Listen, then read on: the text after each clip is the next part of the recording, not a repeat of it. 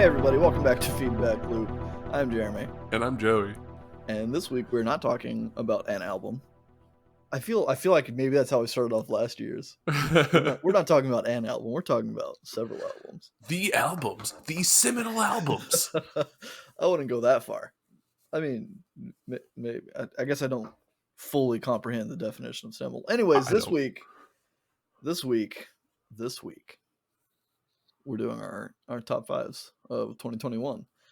And this year, we're both on the same page about it. Yeah, I'm doing it right this year. I'm actually doing albums that came out in 2021. Well, I wouldn't say you did it wrong last year. You just did it differently. I feel like there's probably more merit in how you did it last year, but it's not as fun for me. I don't think. Maybe next year I'll be the one that swaps it up and just does impactful things. But that requires a lot more thought, because I can quickly determine what came out in 2021 versus what I listened to in 2021 for the first time. Because time doesn't mean anything anymore. No, it just keeps on slipping. But yeah, so top fives. This is albums that came out this year that we enjoyed the most. Obviously, this is a subjective list. Don't at me if your album didn't make the cut, or if you think I'm biased, because guess what I am. Yeah, that's the whole point. But yeah, we're gonna get into it. Maybe have a quick episode, short episode. Last year's took us about an hour, so I'm not hopeful. But let's get into it, Joey. Yeah, what was your number 5? Okay, so number 5 is one that I feel like if it's not in your top 5, it's at least going to be in your honorable mentions. It's a recent album. A recent album by someone we both like called Damon Albarn. Albarn? Okay. The nearer the fountain. Albarn? The nearer the fountain, the more pure the stream flows. And yeah, like I said, it came out pretty recently, and Everyday Robots was his album from 2014. That was the last, I guess, solo album that he put out. For people that don't know, he's in Blur, the singer, vocalist guy, one of them. And he's also behind the Gorillaz, who is there. It's a band, a collective that both Jeremy and I like. But Everyday Robots really hit home back when it came out. And this album, I listened to it for the first time right when it came out, and it didn't have the same effect on me. But then I kept listening to it, and the more I listened to it, the more it grew on me. The more, I guess, certain ambient parts of it, not that the album is ambient, but there's a lot of atmosphere to the album. For sure. Whereas Everyday Robots was a lot more what I would have expected from him, I guess. Mm-hmm. There were a lot more atmospheric elements to it that I felt like really resonated with me. And yeah, I don't know. It grew on me. It's really cool. And I like the rock. I like the album cover, because it's just, it's a place that I want to be. I want to go and sit on top of that giant rock at that beach looking place and just fucking do it. Everyone listening, click the like and subscribe so that we get enough ad revenue to go send Joey to that rock and let him sit on it. It's just, but no, yeah. That album, it is good. It's not on my list or in my honorable mentions. Simply because I did not give enough time to re-listen to it. Yeah. And that is the case with a lot of albums that came out this year. I had a huge list of albums that I wanted to re-listen to give a fair shake for the contenders. But at the same time, if I wasn't compelled to keep listening to them over and over again in the short time that it's been out, then that means that there were other albums that were taking its place. So I wasn't too worried about it. But yeah, it's a good album. Yeah. I definitely want to go back and listen to it more, and it will definitely grow on me, I think, because that's just kind of the effect of, I think, the Gorillaz and Damon Albarn. A lot of their music just gets better with each listen. I agree. So maybe it's on me that I didn't give them enough time this year to listen to that. But that's how it fell. Maybe you can redeem it with your number 5. Maybe I can. I don't think my number 5 is going to be anything shattering for anybody. If you know me as a person or as an internet personality, I feel like I can't say that, because as an internet personality, I feel like it's not super well known. It's probably known. Anyways, my number 5 pick is Hayley Williams. She released her second solo album this year in February, called Flowers for Vases / Descansos, which I think means rest or break. But yeah, it's a prequel to her first album, which kind of puts it in a weird place, I guess, because it's. I think the reason she did it is because, first of all, there was no marketing or promotion of this album. There was I think she tweeted the day before it came out, like, hey, there's a new album coming out tomorrow, and then she dropped it. The entire album was written and performed in full by her in her house during quarantine through like Nice. 2020 and stuff. She did have some help like engineering it and producing it, but for the most part it's just Hayley Williams. And I don't want to give too much away about the sound of it because we will be doing it at some point, I think, whenever we do our Paramore extent, because spoilers, guys, I really like Paramore and Hayley Williams. But yeah, it's just tons of great tracks, tons of bangers, as the kids say, bops. The songs slap.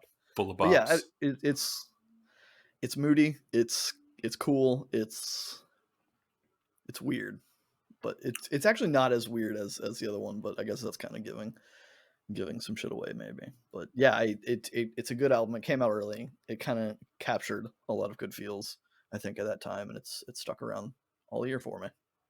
Well, nice. That's pretty awesome to hear. I think I remember whenever that album came out, I had completely forgotten she had one. But I think we were playing Borderlands and you were listening to it at one point. And so that was her previous album. Oh my god, has it been that long?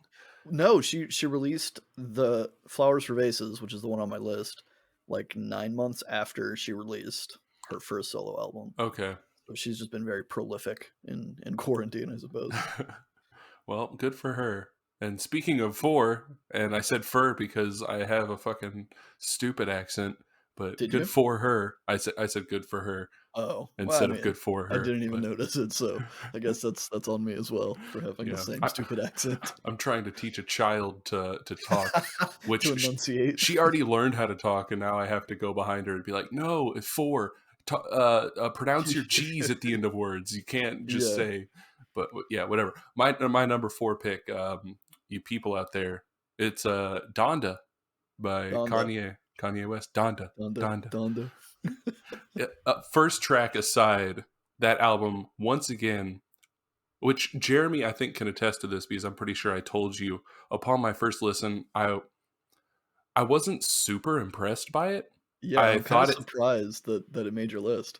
Yeah, I thought it sounded unfinished, honestly. Like, I thought it sounded, there were parts of it that sounded rough. Yeah, rough. Like they didn't finish editing it or something.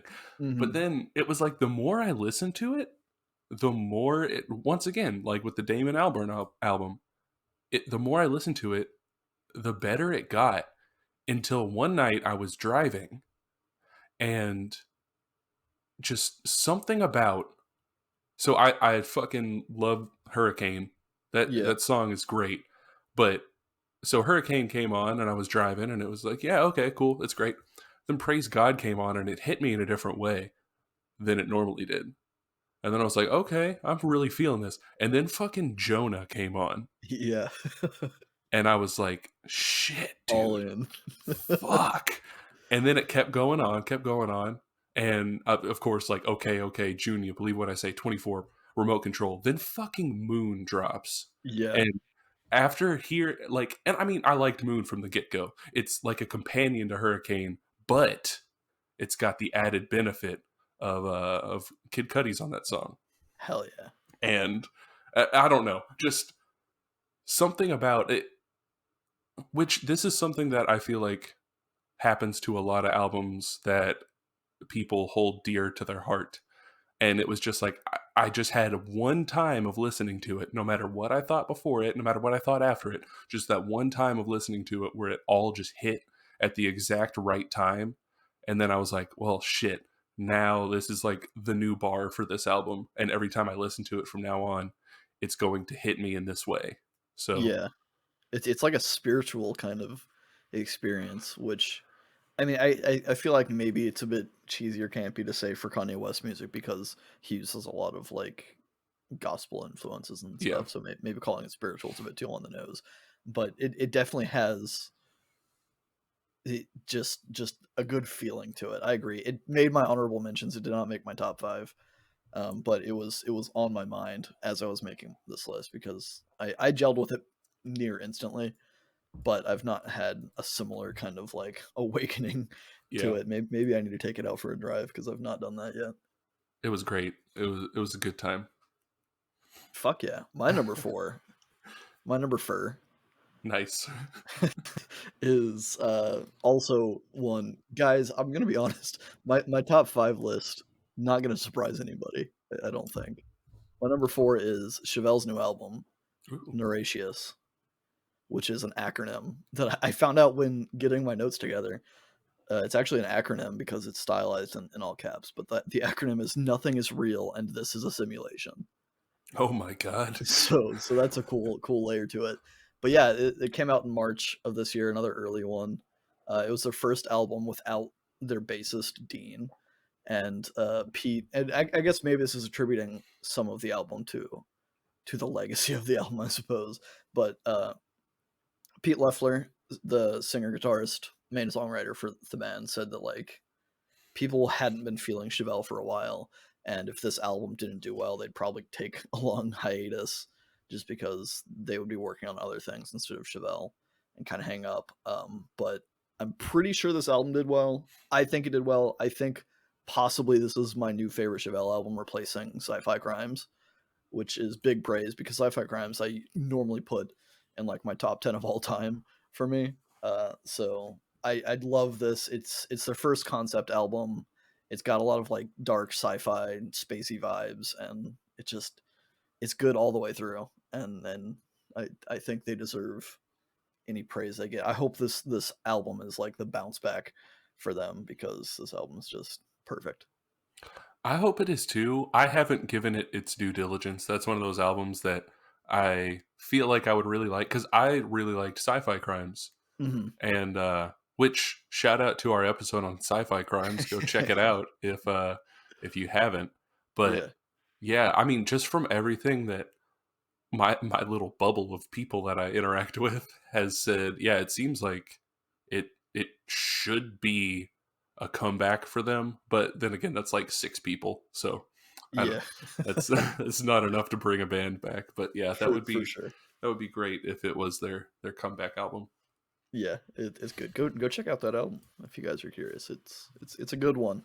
I mean, I guess all of these are going to be good ones because they're in our top 5s, but maybe all of them are going to suck because you hate us. But maybe maybe you just have a super like specific opinion about the music we like, and it's not a good thing. What's your number 3, Joey? My number 3. Okay, so this one is one that I haven't really talked about, but so it's And Into the Light by Panopticon, which I feel like to you, Jeremy, I have mentioned Panopticon. It sounds familiar, but I couldn't nail it down. But so he's kind of like a folksy, bluegrassy mixed with black metal guy. Okay. And he's from our area. Yeah, he's from our area. And oh, really? Yeah, like he's from, I mean, Louisville. He's from Louisville. But a long time, like back in 2012, he had an EP. I guess it was an EP or an album. I don't know, called Kentucky. It was a black metal bluegrass album based off of Kentucky coal miners and their just the generally shitty conditions and how abused they were by their overlords and their eventual unionization and everything. And I thought it was great. That does sound like both black metal content and bluegrass content. So it totally makes sense to me that that's what that he would be singing about. And it sounds weird, like that combo maybe it sounds weird, but it totally works. And then he really hit it off in 2015 with Autumn Eternal, which was an album that I hold in very high regard. But and again, Into the Light, like it hits the same feelings that I had on Autumn Eternal with like this very ethereal, like, I don't know. I won't say spiritual because it's not, but it's like it's almost an out of body experience with the atmosphere that's brought to me, which I don't know how you felt about None. I think it's a step above None in certain ways, where None is kind of like a bar that I hold for current day black metal. I feel like this, with the added benefit of bluegrass, which I love bluegrass music in general, like outside of the black metal. So it's the joining of the two. I feel like he does it really well. It's super cool that he's a local and he's doing these big things and bringing these genres together. I feel like it'd be very easy to make bluegrass black metal sound super cheesy and uninspired. So I'm glad that that is not the case, and I'm kind of intrigued. Which I will say, talking about cheesy, he does so on Kentucky. There's parts of it where you can tell it's an early album for him, and he hasn't quite found his footing yet. But I like the substance on it. Even on an album, Roads to the North, that he did in 2014, I feel like you can still kind of feel it. But yeah, if you check him out, I would recommend starting with either Autumn Eternal or definitely this 2021 album, and again Into the Light. But yeah, hell yeah, I'll probably check that out tonight. Hell yeah, because I'm very curious about that. On to number 3. My number 3 pick. I guess we were already on number 3 for you, but my number 3 pick. This is the first one that might not. Well, I'm not gonna say it doesn't line up with what people know of me, but this was a dark horse album for me, and that is 12 Foot Ninja's new album titled Vengeance that came out just in October. I hadn't really listened to 12 Foot Ninja at all previously, but they released a couple singles earlier in the year, and the first one I was like, okay, that's cool, that's interesting. And then the second one had Tatiana Schumacher from Ginger, the singer for Ginger, on it, and it was a banger. And I'm like, okay, I'll definitely check out this album. It came out and it blew me away. I was totally like impressed. I was confused. I was scared. I was enraptured. There's a lot going on in that album. It has a lot of variety, and while a lot of times I feel like that variety can come off as kind of like cheap or as like uninspired or directionless, I feel like it's still a very cohesive piece of work. I don't think it's a concept album necessarily, but I think it just every song catches me off guard just enough to like be like, oh, that's interesting, or like, oh, I wasn't expecting that, or I really like the way that they took the thing.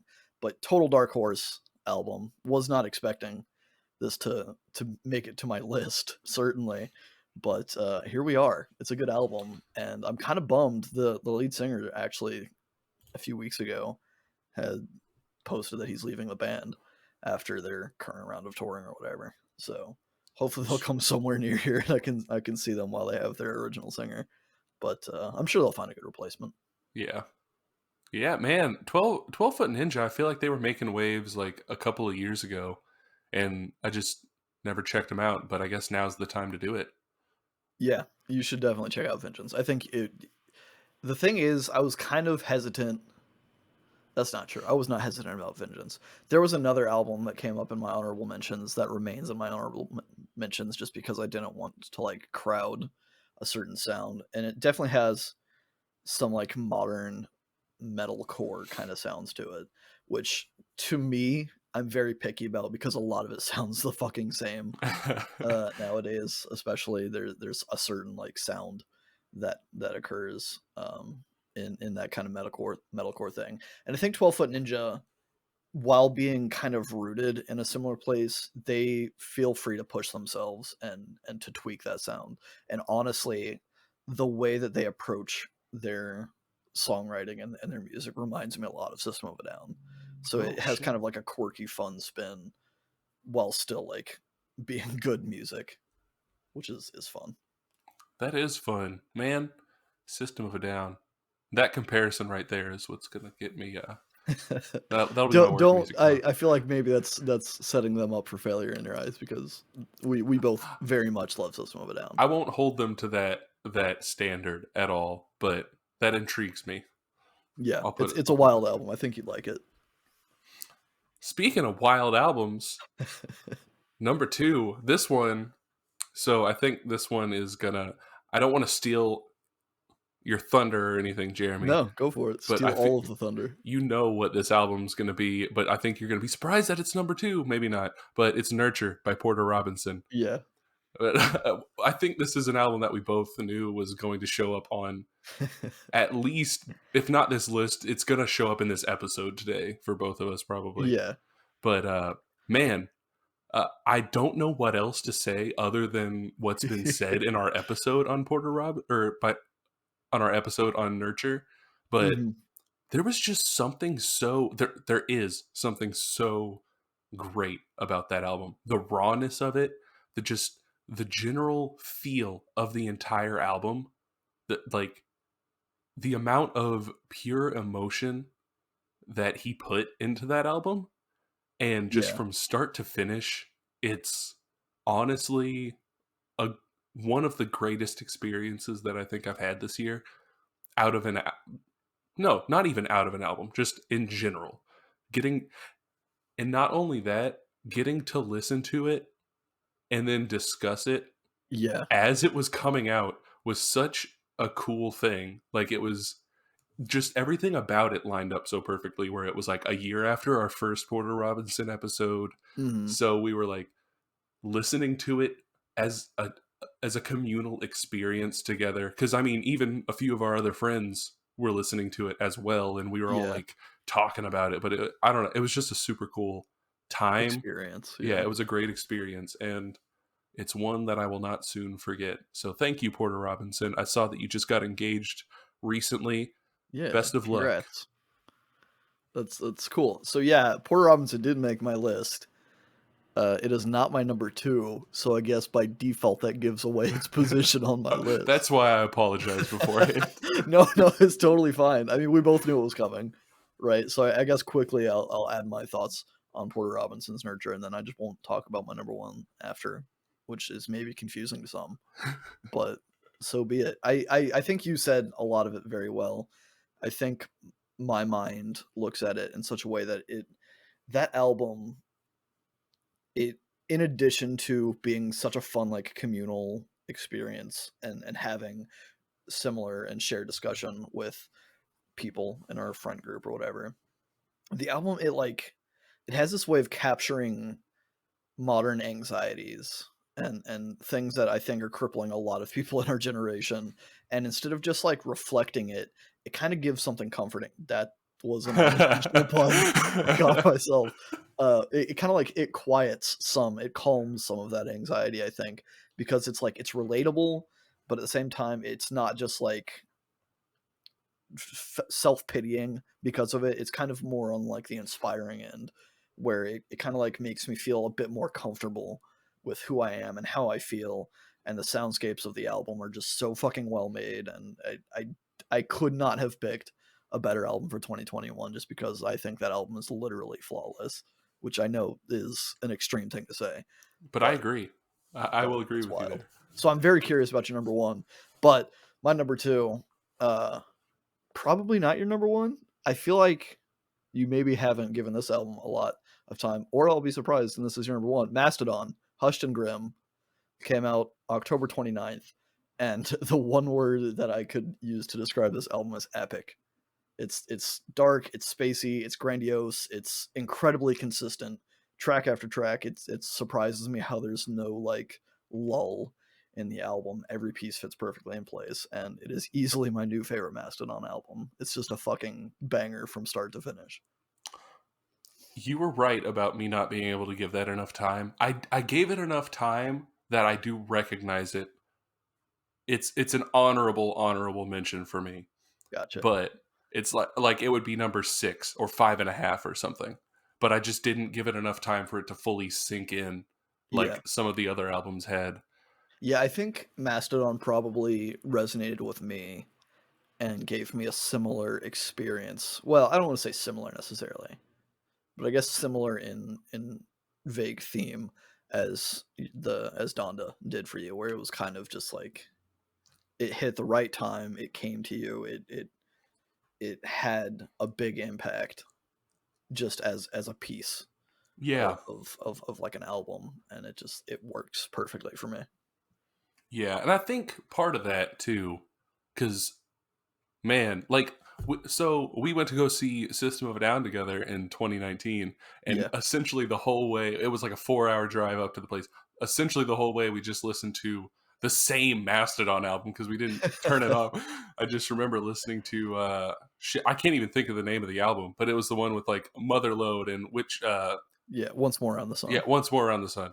But it's a good ass album. It is a good album. But that was previously my favorite Mastodon album, for the record. Now it is Hushed and Grim. Hushed and Grim's the new hotness. See, I listened to Hushed and Grim today and really, really enjoyed it. But it was like, it came to a point where I was like, shit, this is the day that we're recording. Can Yeah. I possibly push something out of my top 5? Yeah. And at that point, you shouldn't. Yeah. That's something that I determined myself over the past week or so. It's just like, if you're having doubts about whether or not you should include it, you probably shouldn't include it. This is the best of the best. These things are mostly just like things that are set in stone that you love, kind of a thing. Yeah. And in the point of things that I know I love, my number one is maybe underwhelming compared to Nurture for some, but it's Songs Known Together Alone by Pyle. Yeah. So it's kind of weird to pick as a number one, and I really struggled with putting it above Nurture. Right. Because Nurture is a brand new album by Porter Robinson. Like you said, I also consider it flawless. Like, it is just great from start to finish, and it's a deep experience to listen to it, especially the first time. Yeah. But so Songs Known Together Alone is kind of reworking of previously recorded Pyle songs. And I've just been listening to a shit ton of Pyle. Like, they're one of my, like, they're like the new hotness in my life. But it's not gone away since I discovered them. It's only grown more. But it's so Rick McGuire from Pyle, he kind of just did all these reworkings himself, and much in a similar way as you were describing, Hayley Williams kind of did like a quarantine to herself, did it at her house type deal. I don't think Rick quite did it in his house, but it was all kind of reworkings that had been building as he plays these songs live over time. And then he was kind of inside, I guess, a lot more recently, of course, and reworked them all into these pieces that he played by himself. And it just was full of this reverby intimateness that he played them all in. And while some of the song, like the re-recordings on there, aren't necessarily my favorite versions, I don't like there's Hair from Green and Gray or Other Moons. I prefer the originals to the ones that are on that album. And Dogs from A Hair Shirt of Purpose, I prefer the original.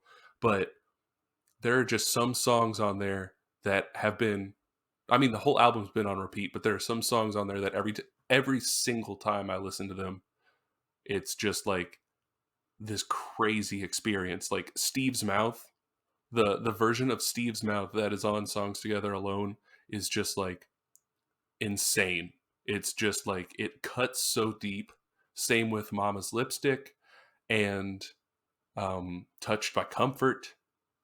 And he does a new version of I Don't Want to Do This Anymore, which previously didn't. It was just an instrumental track on A Hair Shirt of Purpose, but he added lyrics to it. And the lyrics are great. The whole song's great, but just something about the first time I was listening to that song and hadn't looked at I was just listening to the album all the way through, hadn't looked at the song titles or anything, because I mean, it was not a covers, but a reworking album, so I knew all the songs. Right. I looked down at that one, and it's just like, I don't know, after a long time of having a hard time, just looking down and seeing the song that I'm resonating with being called I Don't Want to Do This Anymore, just something about like that experience. The first time I was just like, fuck, man. That's fucking big. That's a big mood. And I was just like, oh god.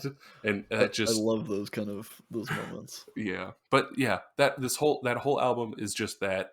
And due to that reason, maybe Nurture was a greater contained experience, and it still is an amazing listen each time, but it's like Songs Known Together alone has almost, and really all of Pyle's work, but more specifically that this year, has kind of ingrained itself into my life in such a way that I don't think it'll ever get out. Yeah, after hearing you talk about it, I don't blame you for putting Pile at number one. Not that I would have anyways, because I think Green and Gray was one of the best discoveries on the podcast for me so far. Because it was I think at least with Green and Gray, it was such like I don't know, it's good music for the time.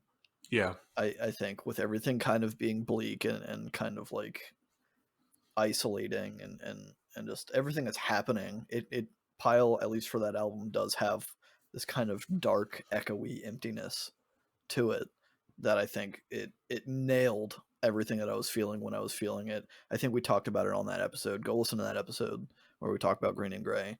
But it just like it hit me in such a specific, perfect way at the time when we did it on the podcast. And I definitely want to check out more Pile. Maybe I'll make that a goal for me this year is to check out the rest of Pile's music.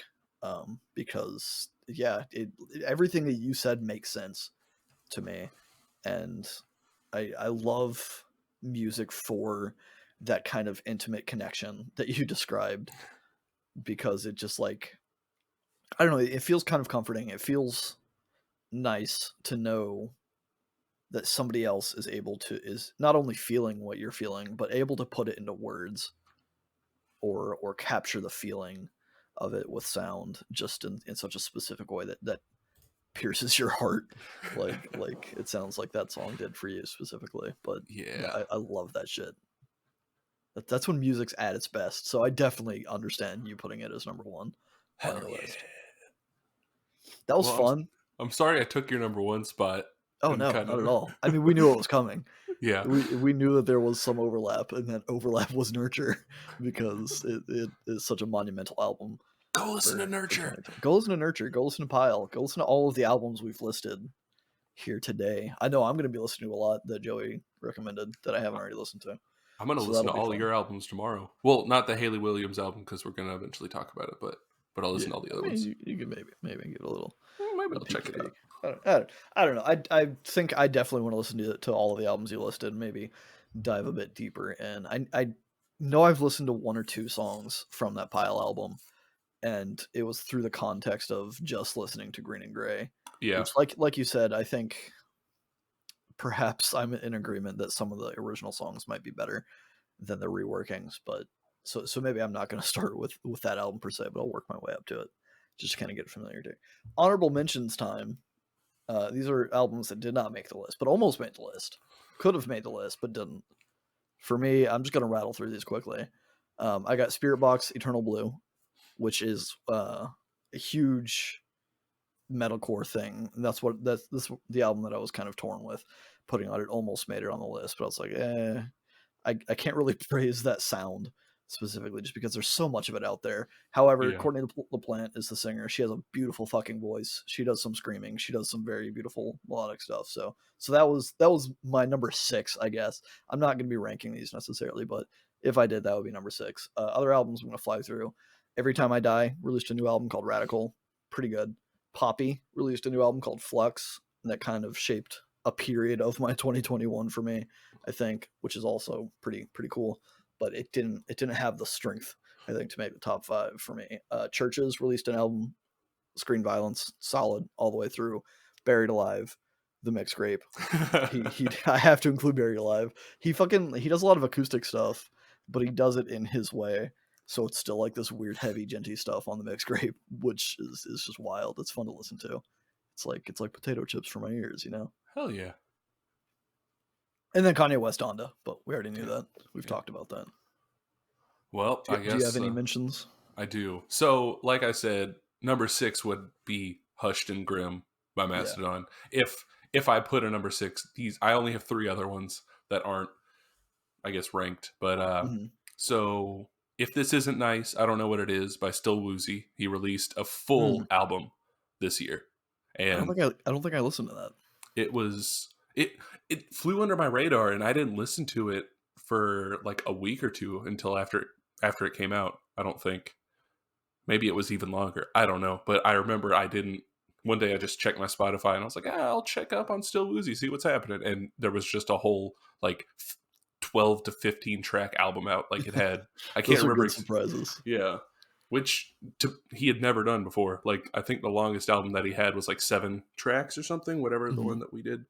But yeah, then also it's a reissue remix version of Magic 10 Tricks Point Never by 10 Tricks Point Never. He released the original Magic 10 Tricks Point Never in 2020, but this one is the Blu-ray edition with some extra remixes on the end. And there's just an A.G. Cook version of one of the songs. I can't remember exactly what the name was, but it was...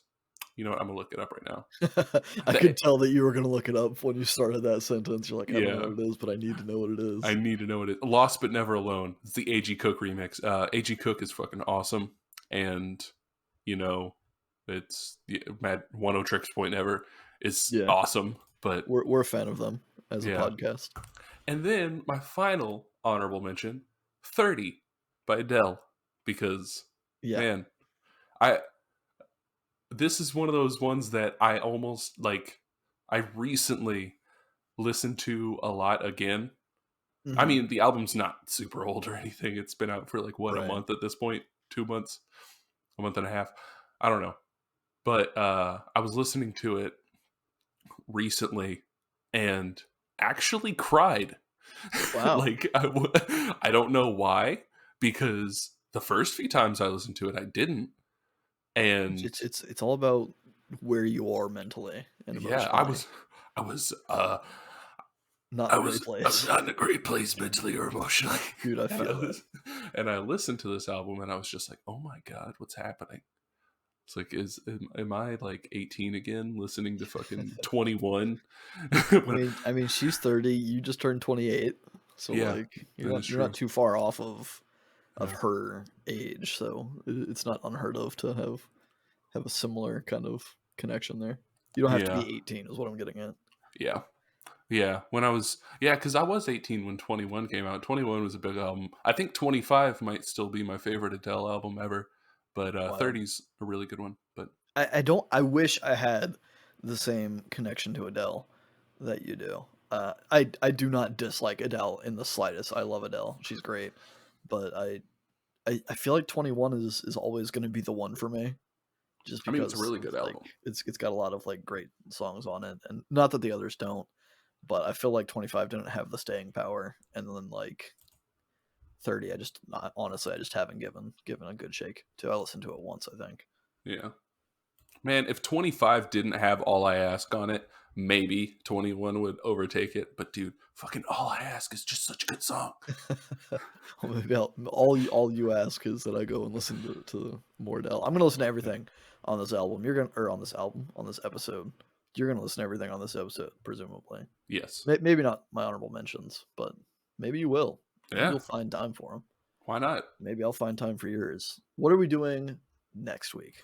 Oh my God, next week, Jeremy. Next week we're doing, I gotta pronounce it right, Nansemond, I think, is how I pronounce it, by Nathan Bowles. So okay. Yeah. Never heard of them. I have no idea what we're getting into, which is a fun surprise. I've listened to it once, by the way. I would say only once. Start 2022 off, but we've already released an episode in 2022. Yeah, my bad, guys. We fell behind because of sickness and whatever. So this is maybe less exciting for you all, but I'm gonna breed it as the first. I mean, technically, it'll be the first album we record notes or record an episode for in 2022. So suck on that. Or I mean, I guess this is technically, but this isn't a full episode. It doesn't matter. You guys know what I'm getting at. Next week, Nansemond by Nathan Bowles. Listen to it. Come back. We're going to be discussing it, seeing what I think about it, seeing what Joey thinks about it. This is a totally new album. Well, relatively new album for you, right? Yeah, I've listened to it once. So we're gonna keep up the theme, I think, of maybe doing albums we haven't listened to as much or are less familiar with. But let us know what your top fives were. If you want to fight about our top fives, you can do that too in the comments. We'll fight back. I won't hold any punches Although I'll say that your album picks are probably valid, even if I disagree with them, which I'm very vocal about disagreeing with things like this. So it'll be fun to scream at each other over the internet if you like, or if you want to meet me outside, come find me in person. I'll beat you up. I won't beat you up. I'm pretty weak. Well, yeah, but it's just a threat. I'm a small, weak man. If I tell people I'm going to beat them up, they're less likely to come, right? So yeah, that's how that works. Especially on the internet. Stay in our feedback loop. Good.